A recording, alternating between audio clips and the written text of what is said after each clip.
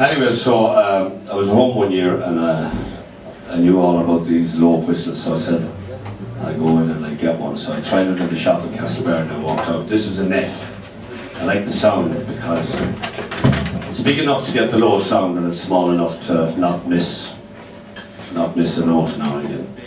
So these is a set that I played. The first one, before I went, another man that's gone, Kevin Garvey used to play out in Curtindulla in Joe's place with him, and there was a woman out there that used to sing the English version of On the Line On Down, so I often play that on the whistle. Followed by a tune from the Andes, followed by 4 jigs.